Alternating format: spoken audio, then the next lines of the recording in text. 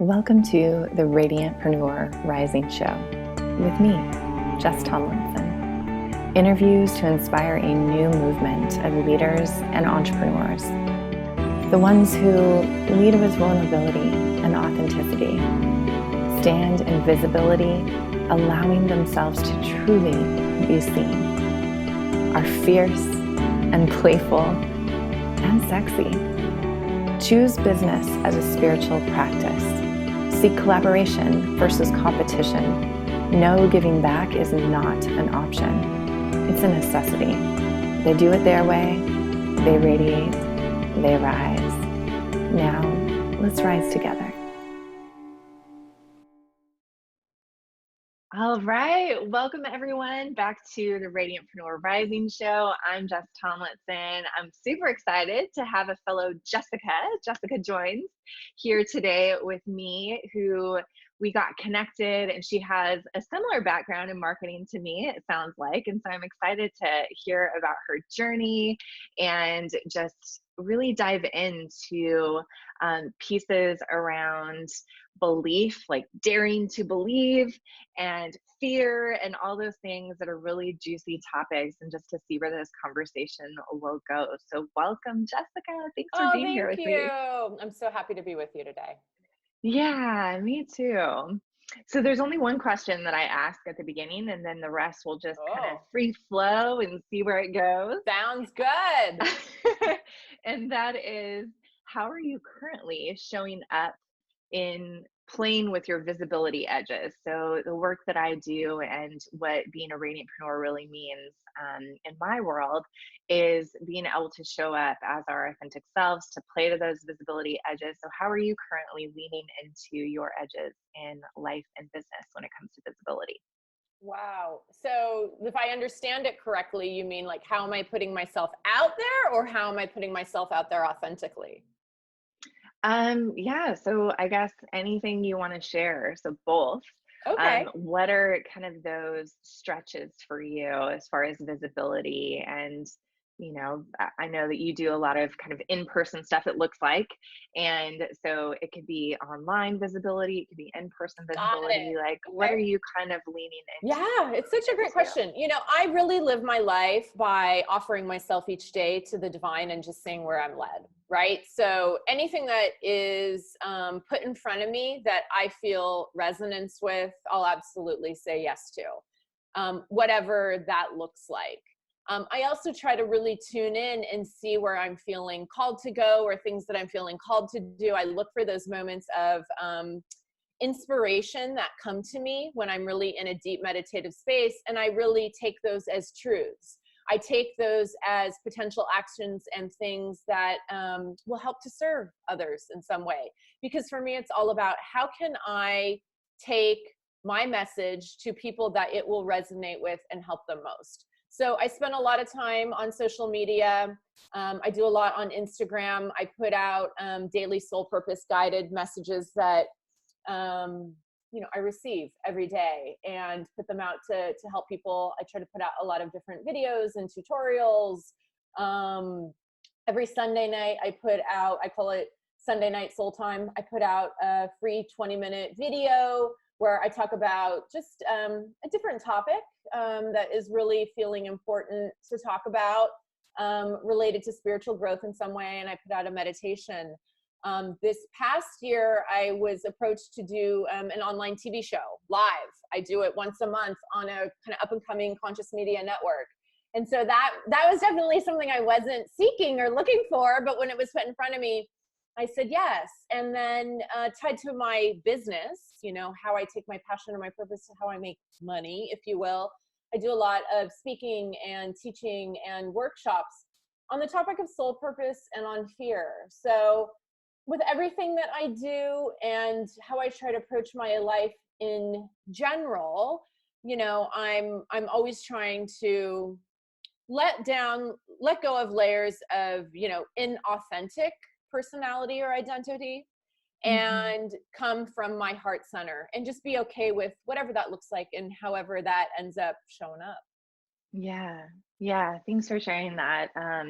because I know that's a huge piece that we continue to talk about on the show. It's a big basis of my work, is really what are the identities that we hold on to or cling to that prevent us from fully showing up, and like instead of performing or feeling like we need to be a certain way, just really peeling back those layers and getting to the root of who we truly are so that we can just show up and not have to like exert ourselves, if that makes sense. Yeah. I, for a long time, and I've been in different places with my own spiritual understanding of this. I went through the process where I thought, oh, you're supposed to like release all identity and just become this kind of, mindful being. I've since walked away from that. And again, everyone's journey, you have to understand what's best for you. Yeah. You have to always take what's resonate. My journey isn't your journey. We're all on our own unique journeys, but they are all unique. And now when I think about identity, it's more about the identities that are anchored in some fear that I have. Those are the ones that I'm trying to shed. If I feel like being silly or humorous or playful or kind of wonky or whatever, and it's coming from a place of joy and love, that's okay. But I've gone through a process where extremes, right? Where a lot of times, and any of your viewers that have like stepped into any kind of spiritual studies, you'll go through different processes in it. And sometimes you'll go like, oh, I'm just supposed to be like this awakened being of love and, compassion all the time with like no personality. And I've definitely walked back from that for sure. Yeah. I love that. Yeah. It's, I've had a similar journey of just, there's both, right? There's like, if you put so much pressure on yourself to be a certain way, then that's where like the tension is. But if you are literally just kind of opening up and releasing all expectations of how people are going to receive you or how you should be, then the true like nature of just however you want to show up can come through. And that's the like pure playfulness, the sexiness, the vulnerability, like all those pieces, the fierceness can emerge from that place that's just flowing as like who you actually are. And one thing that I really like to point out is like, we change like day to day, right? Like we're going to have a crappy day sometimes and we're going to have an awesome day sometimes. And so a lot of the times it's really just being with ourselves in the moment. So like, how can we be authentic in the moment without having to, feel like we're supposed to be something? Yeah, absolutely. I mean, I think at the end of the day, it all comes down to just fear. And where an understanding in all aspects of your life, where you're fear aligned versus love aligned in all the different little ways that manifests and unfolds. Yeah. Yeah. Yeah. And I know that's a huge, well, it seems like a huge topic for you. I was kind of like perusing through your website and noticing that you talk about fear a lot. And this is something that I love to just like dive a level deeper on, because everybody's kind of like, oh, release your fears. Okay. Have no fear. Choose love. It's like, yes. And what does that actually look like? What does that mean? So I'm curious for you, when you talk about choosing love over fear, or dancing between those two and letting go of fear, what does that mean for you? Yeah, well, I think it comes down to the awareness that there's always two currencies available to you at any moment. There's a currency of fear and there's a currency of love, and they're both always present, and both of them are guiding you, if you will. Fear can be any form of fear: anger, jealousy, worry, doubt, anxiety, any kind of negative low level based emotion, where love I would call all the different higher emotions. Your voice of fear is really, I'll call it your ego self. Your ego self is the voice of fear that presents itself as the voice of reason. It's the thoughts that are going on in our head most of the time that, quite frankly, most of us identify with us, 95% of the time, and even identify with us as us. That is who we are. And for me, and what I try to help people understand is that there's another voice present. It's the voice of your higher self. It speaks to you through your heart. It is a softer voice. It is quieter, and it speaks to you through the voice of love. And so what I try to help people understand is that there's two choices always present. And your job as a spiritual being on this planet, and what I believe that we're kind of meant to learn to do, is how to distinguish between the two, how to actually have awareness for the two, And then be conscious that you have a choice. You have a choice in every moment of how you're perceiving the situation right now. You have a choice about anything. And that as you master your choice and your ability to choose love in terms of which of those energies you're aligning with, which of them you're following in terms of choices, actions, decisions you're making in your life. And as you kind of master that ability of choice, you master your perception, you master your reality. And so that's really at the kind of core place that I come from as it. What I really try to help people have awareness for as well is that, and I'll say it this way, most fear is an illusion, in that it's anchored in beliefs that aren't true.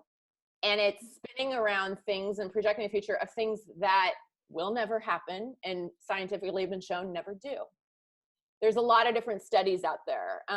One, and this is probably like on the low end, so I'll give it, says that 85% of the fear-based thoughts that you have in your head every day never happen.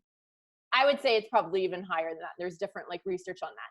But what I try to help people do is when they're having any kind of fear, and it starts with like when you're really in fear rather than that more insidious, kind of not so obvious kind of fear, is to pause. Your first step is to pause and to not immediately engage with it as truth.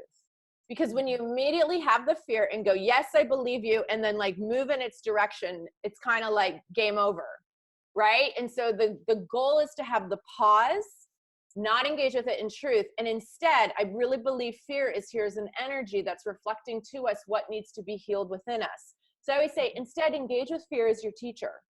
Look at it and go, what is this saying to me, about my own healing and what I need to work on? And from there, you free yourself. That's the path to freedom. And it takes a while. It's not overnight, but that's the path. Yeah, it's definitely a practice. I'm curious for you, like what has your journey been? Like what were some of those fears that were kind of continuously present, and how has your journey been to really be able to pause and choose the more loving thoughts? Yeah. Well, I talk a lot about this in my book. In my 20s, I had debilitating panic attacks to the point where I felt so trapped in my life, like that my body was reacting. I was going to the ER all the time with just these overwhelming panic attacks. I felt so trapped by my life and I didn't see a way out. I battled addiction all through my 30s. I'm sober in recovery. So I talk a lot about that and teach a lot about that. When you're in addiction, you are in active alignment with the negative ego. It is, everything is a spiritual, physical, and emotional element. The spiritual element of addiction is it's called alignment with the negative ego completely. So to answer your question, I have a lot of experience with fear. And I feel very lucky, and I know a lot of people that are in sobriety that have this experience. If you've known the most extreme spectrum of being in total alignment and ruled by fear, I believe it also enables you to know the other side. So my experience with it was to live and survive, like why I had to step out of it. I mean, it's that simple. From my panic attacks in my 20s to, almost dying from addiction. Right. Yeah. So I got pushed into an extreme by choices of experiences I chose to experience when I came into this life, that really it was either die or confront this. So mine's an extreme example, but I would say that for anyone, if you look at any aspect of your life that is not working, it is most likely because you are somehow in alignment with fear in that aspect of your life. There's something you're believing about what fear is saying to be true when it's not, hands down. And if you can look at the root causes of that, and go, what is this telling me about that, my own healing, and work on healing that, you can free yourself. Yeah. Wow. Thank you for sharing that. I can't even imagine what extreme panic attacks would be like. And so it sounds like you really chose life. Like you kind of was like, all right, either I'm gonna choose death or I'm gonna choose life. So thank you for choosing life and being here to teach all of us about just I think for me it's really important to state that this really impacts like our well-being, right? Like sometimes we can be like, oh yeah, fearful thoughts and like, loving thoughts, and like, okay, well, I'm just going to keep on like, going with the status quo.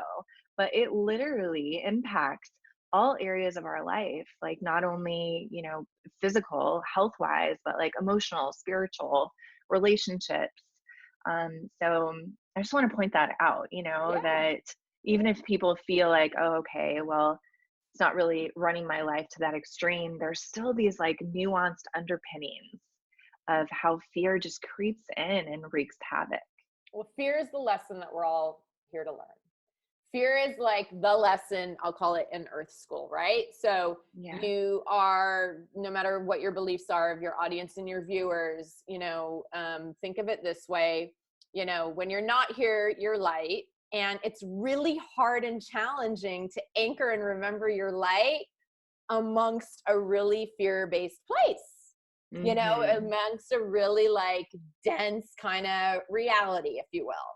So Yeah. it is like the ultimate, thing to try to learn and master in Earth School. And it's the lesson, like we're all here to learn it, manifests and looks differently for all of us. And there's always a spectrum, but it is the lesson that we're here to learn how to remember our light, to choose love, to choose light. And again, I think of it as not like choosing love in the passion sense, but like choosing the energy of love and where that's guiding you in life, who to be, how to treat people, what that is, in moments where it really appears otherwise. I often will tell a lot of my clients, the truth within your heart is more real than the one you see. And it's really hard to remember that in moments where the reality is really saying otherwise. But that's the lesson. They're not easy. Right. And we look for proof to support what we think is truth. And so like our minds are super smart, so I like, holy cow, it's definitely a journey of being able to check our beliefs and really even the proof that we think we see that's supporting these fear-based thoughts, and to really question it and to do that inquiry work, or however you say that. Yeah. Practice, and it's look, it's work, and it's conscious daily practice. And again, for me, I feel very lucky because I was pushed to such a brink. I didn't have choice, but I do I care about helping all people, but all of us are aligned to fear. And like I would say, like, you're not here in Earth School if you don't have a problem with fear. Like, you're just not. And when you master fear, you're not going to be coming here anymore. Okay. So so yeah, but that's how you liberate yourself, is to liberate yourself from believing fear is real. Yeah. What's like a practical example you could give from like recently in your life where you had to choose love over fear?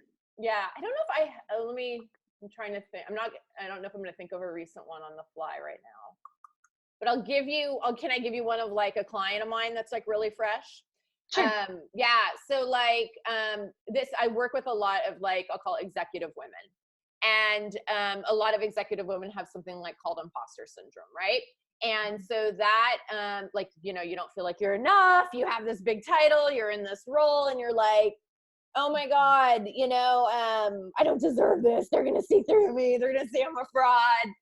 And then like the way that'll show up, it's like, maybe you're going into a big presentation that day and you're like, the fear is out of control. Do you know what I mean? The fear is out of control.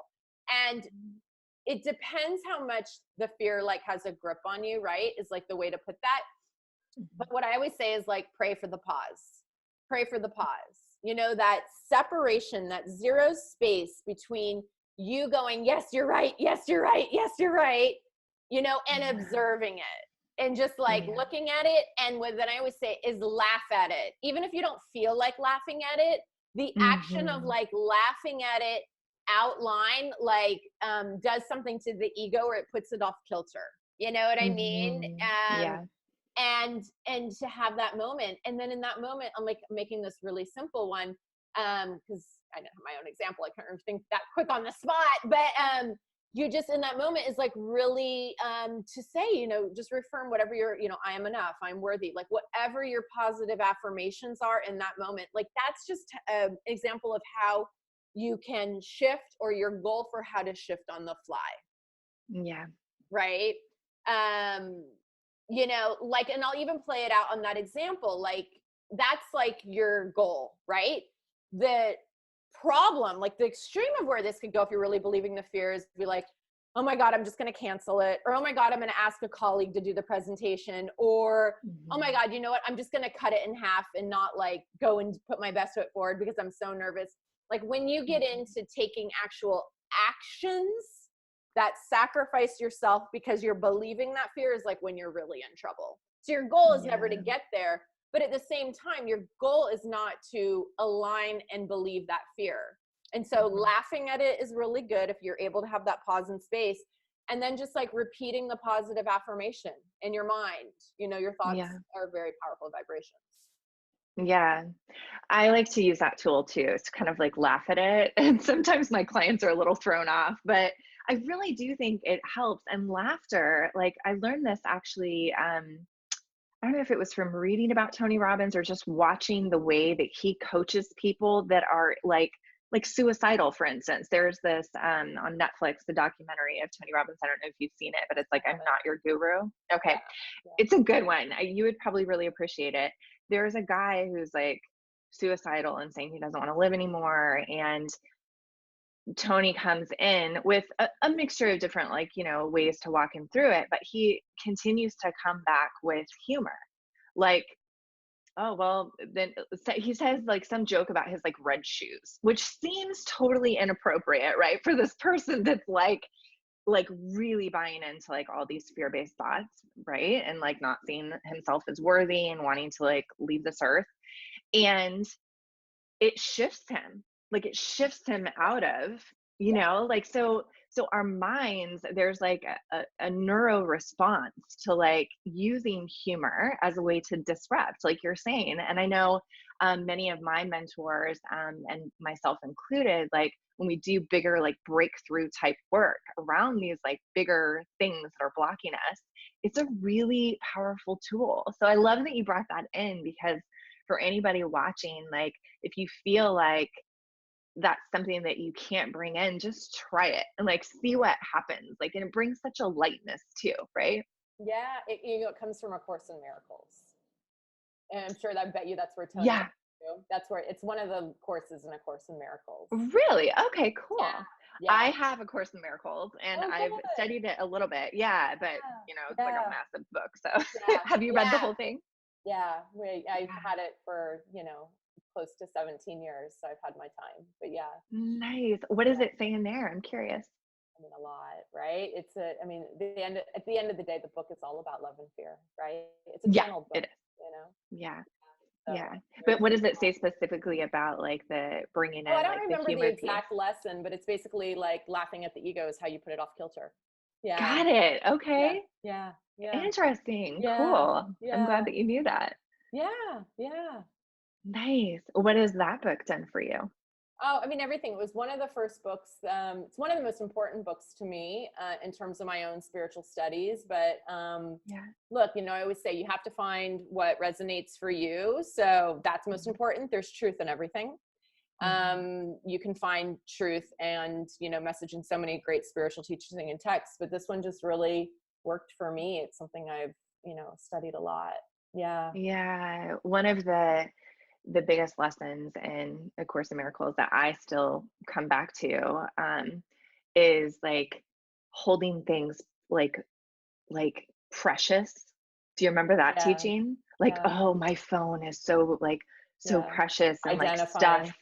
Yeah, or people, like this thing is so and just how when we really like are able to not be attached to our identification of like certain things and like what they mean for us, like there's just such freedom. Yeah, well, that's so much of the lesson, right? That's ego is the same as identification with form. Right? So as much as you can free yourself from that, you know, you're on your way. Absolutely. Wow. Well, I'd love to hear a little bit more about just your own journey, like how you made that decision to, it sounds like you left your CMO position, which for people who don't know is Chief Marketing Officer, and really began this path of a spiritual journey. I'd love to hear just a little bit more around like how you made that tough decision. Yeah. Because, yeah. It's a long story. It's what a lot of my book is about, is that whole journey. I'll try to give you the short version and some highlights, knowing we don't have all day to do this show, because Yeah. it was a 10-15 year journey. Yeah. But you know, for me, I was unhappy for a long time. I didn't understand, you know, I'm in my mid 40s, so I'm a different generation. I'm Gen X, right? Yeah. And I do see younger generations, unfortunately, still adopting a lot of the same cultural beliefs that were very prevalent when I grew up and when I was in high school and college. But it really was that you approach life from a place of survival consciousness. The world is something you're trying to survive, right? And so you make decisions based on skills, what you're good at, not what you love, not what your passion is. Purpose wasn't even in the vocabulary back in my day. Mhm. And so that's, you know, you're making a whole decision about your whole life just on trying to like survive and navigate this world. So you're trying to, you know, master a skill. And that didn't serve me. I said I had panic attacks in my 20s during like, you know, my whole corporate career stint then. Um, Trying to figure out how to do the short version of this. I went back and forth a lot of trying to figure out how to be happy and not have to be a part of this corporate world, but I couldn't really figure that out, is the long and short of that. So by the time I was 36, I was living in New York City. I had a big career in advertising, and I was emotionally, mentally, physically falling apart, deep in addiction at that time as well. And I was working like 80 hours a week around the clock, you know, big job. And I felt completely trapped and I just couldn't see a way out. Again, at that time, I had no vocabulary for things like purpose, none of that. Mhm. And my real goal was just like, I have to get out of this because I wasn't living like that. I knew it was like this vicious cycle of being on a hamster wheel, if you Mhm. will. And I had a really blessing that I actually realize now in hindsight I manifested at the time. But essentially, I was laid off. And at that moment, I just knew I could not like continue on this path, and that I really had to change my environment and take a break in order to refigure out my life. Now, again, like back in that era, like woman 36 single to do what I was about to do, I was looked at as crazy. And what I did is I Mhm. bought a one-way ticket and I went and traveled for a year. Everyone thought I'd lost my mind, you know, like all the kind of Mhm. limitation beliefs I had thrown on me were extreme. And To how did you deal with that? I'm curious because when you feel like you're about to die, you don't care. Do you know what I mean? Like, again, it's yeah, like when you're in yeah. such a deep, dark place, like that doesn't matter. So again, I'm like grateful for the extreme of where I felt, because I don't think if Yeah. I had been at such a breaking point, I would have been able to do it. You know what Yeah. I mean?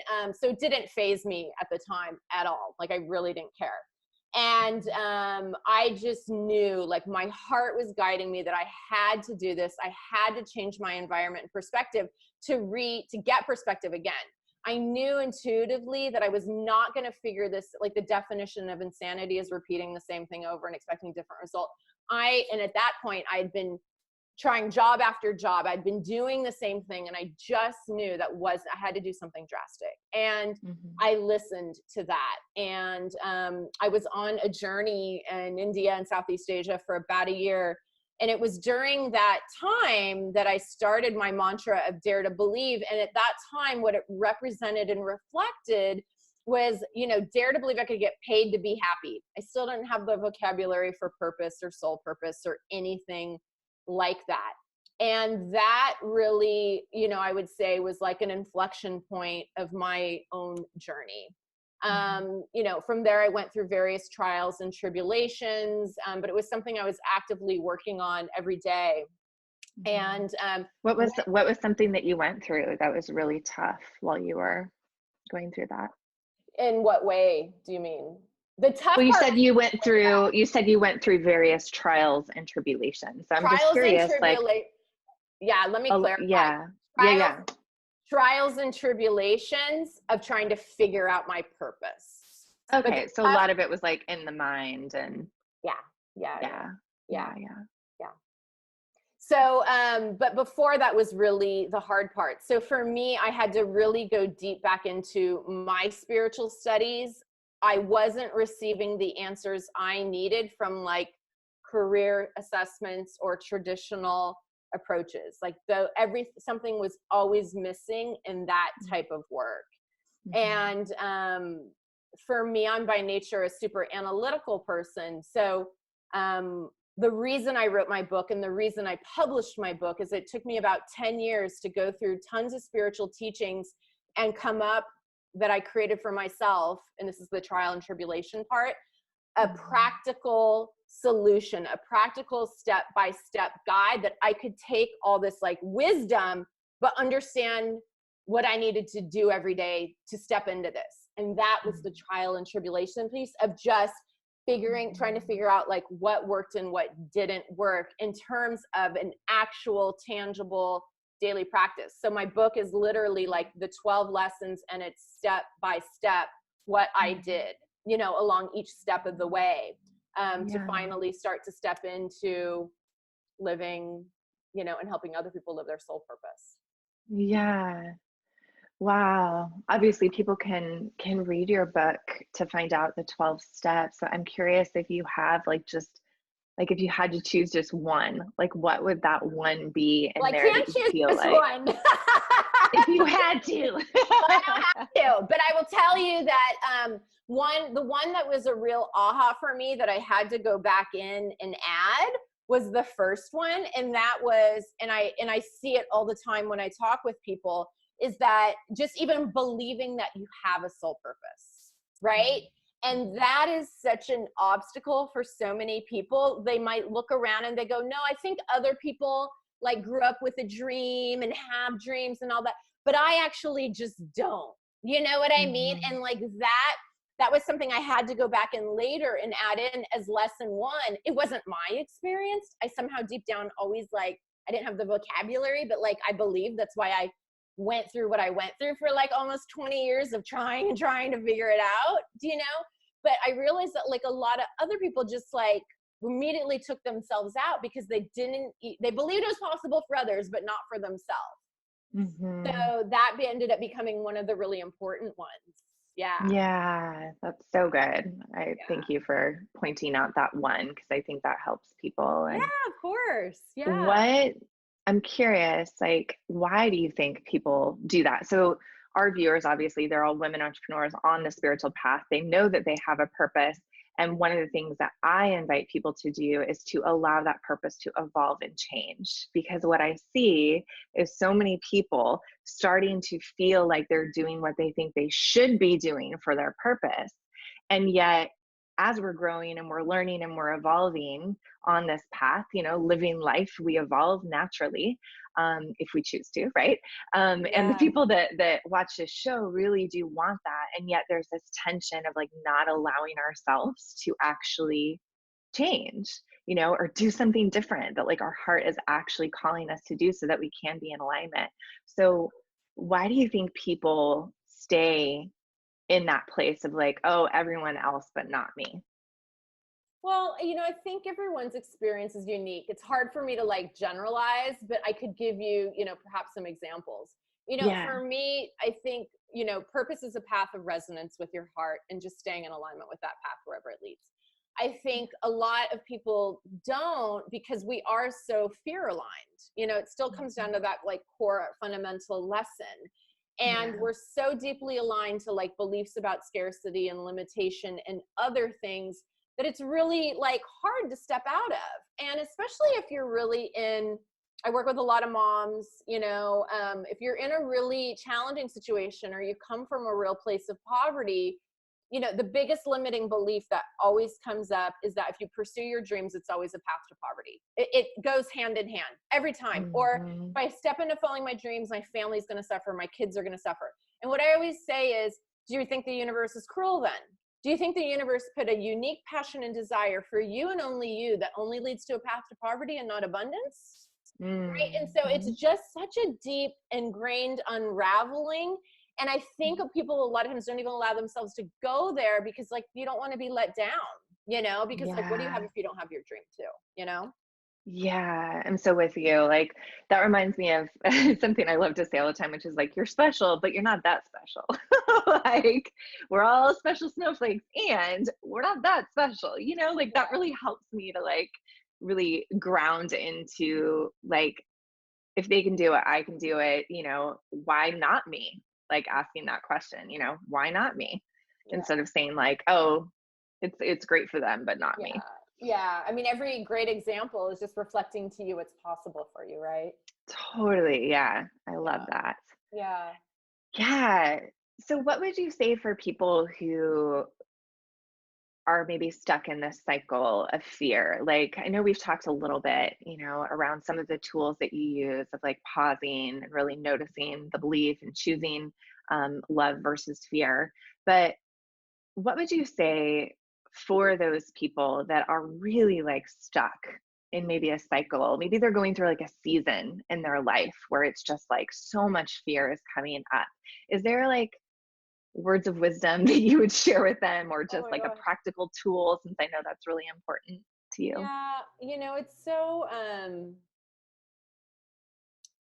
awareness is the first step, right? And so if you're if you're not aware of it and you're just watching this and knowing that something isn't working, I would challenge you to possibly explore and bring illumination to any fear. And I would actually encourage you to sit each day and ask to be shown, where am I aligned with fear in this aspect of my life, and be willing to see it. If you have awareness for it, again, you know, same thing. With intention can come anything. With intention can come anything. And if you have awareness for it and you like know, and it's some cycle you've been repeating, do you intend to choose differently? And it can just start with something as simple as, I am choosing today to step out of this. Universe, show me how. Lead me the way. Because you can't do it yourself, and you certainly can't figure it out on your own, you know, and to see where that leads you.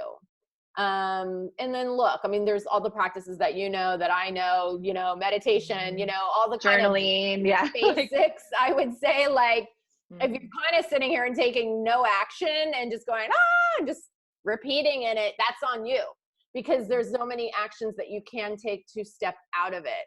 But if you're just feeling like action feels too hard, I'm aware, but I'm stuck, you know, it's really about surrendering and asking for help and making the conscious choice, because you have the power of choice, that you're choosing to step out of this.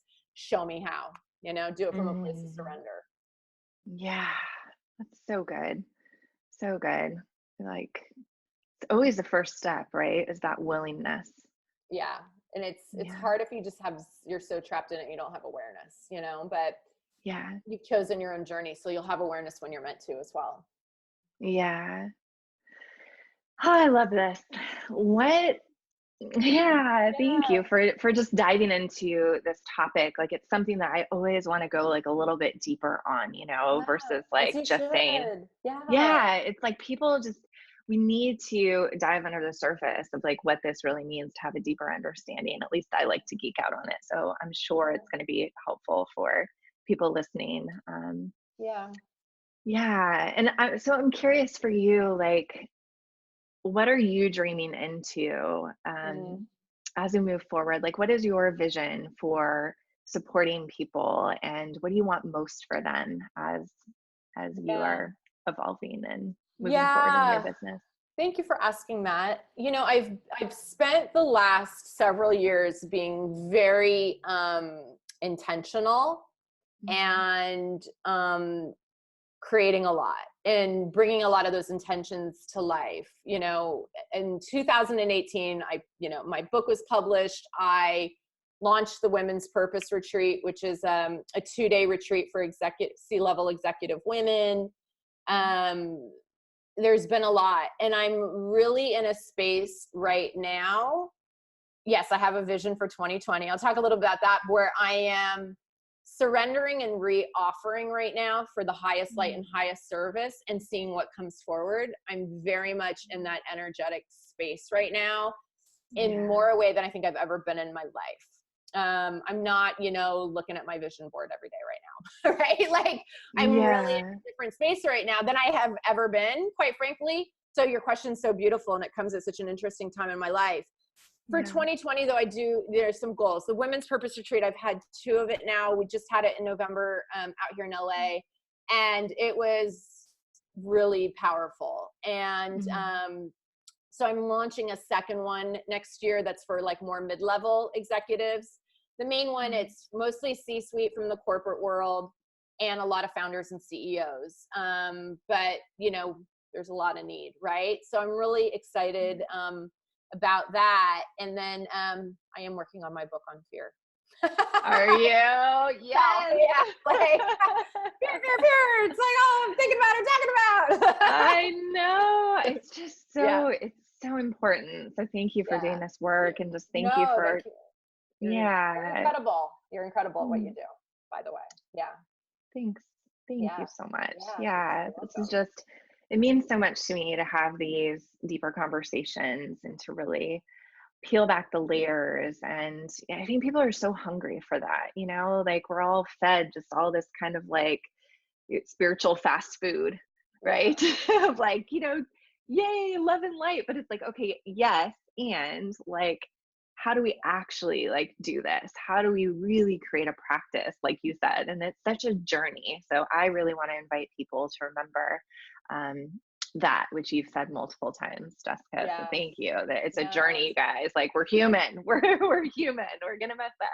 And can I validate something you just said? It took me, and for any one of your viewers that are, I would say, newer in their spiritual path, it took me a while. Like at first I thought like, oh my God, every spiritual book had meaning. And because someone was claiming to be a spiritual teacher, it was like, ooh, and I've really now learned like everything that they have, I also have within, and discernment is really critical. And some messages are for you and some aren't.